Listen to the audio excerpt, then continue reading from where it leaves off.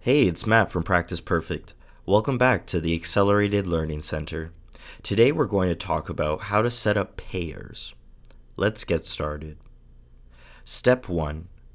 Payors are the insurance companies and regional healthcare providers that will be covering the costs for some, if not all, of your patients.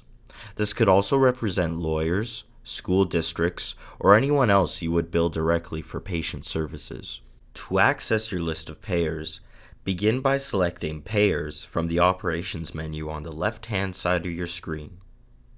Note the pieces of information provided by the list: name, address, phone, and fax number. Step 2. Press the green plus sign to add a payer to the list. This will bring you to the Payer Detail view. Take note of the several tabs that the Payer Detail view is comprised of: Payer, Data Preferences, Billing Preferences, Adjusters, Payer Numbers, Default Billing Rule, and Interest. Begin by filling out the Payer tab. Use the Name section to input the company name, the contact, and the identifier. The contact is a specific individual to whom you send your invoices or claims, but it is not to be confused with the adjuster, as there is a separate section just for adjusters. And the identifier is used for inputting the unique identification number required by HCFA and eHCFA invoices. It may be necessary to check with your clearinghouse to confirm the unique identification number. Afterwards, proceed to fill out their basic contact information in the address, phone numbers, and email sections. If you wish to email your payer or visit their website, you can do so by clicking either of these icons here. The last section in this panel pertains to billing. Use the drop-down list next to Kind to choose the type of coverage provided by this payer. Use the drop-down list next to Primary Invoice Style to indicate the type of invoice required by this payer.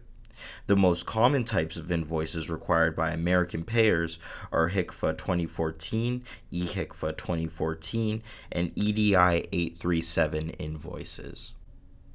The drop-down list next to Network can be used to group together similar payers for billing selection purposes. Network is not a required field.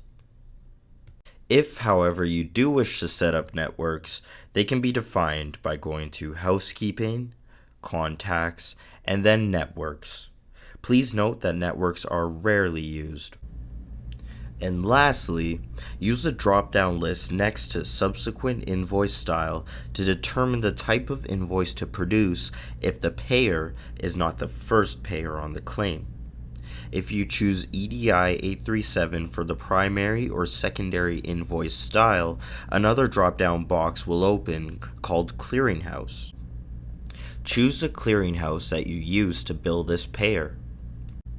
Get in touch with our support department for information on adding new clearinghouses into Practice Perfect. Step 3. Now that you've filled out some basic information about the payer, their information has been saved automatically and they become a part of your list of payers. And if you'd like to add a note to the payer's profile, you can do so by right-clicking the blue box at the top of the screen and selecting New Note. This will bring up a blank text form where you can write anything you like about the payer, such as any special requirements and protocol. You can edit or delete a note at any time by simply right-clicking it and changing it as you see fit. Step 4. The only other section of the payer's profile that we'll be looking at in this video is the Adjusters tab. As you know, each payer staffs a number of adjusters who are responsible for overseeing claim submissions made by clinics like yours. Press the green plus sign to add an adjuster to the list. There isn't an adjuster detail view per se, simply because all of the key information is displayed here in this chart. Their first and last name, phone number, fax, and email address. If you feel like you want to record more information about the adjuster, you can click this little edit icon to open up the following panel. But the information entered in this panel is purely for reference purposes only and has no bearing on your claim submission. The setup of Payors can be very complex. Each payer may require information in a slightly different format, which is what all of these other tabs are used to indicate. While the information that we have provided in this video gives you the tools you need to set up your list of payers, we encourage you to contact our support department to work out some of the finer details. Thanks for visiting. Be sure to check out the other accelerated learning videos at practiceperfectemr.com. Bye for now.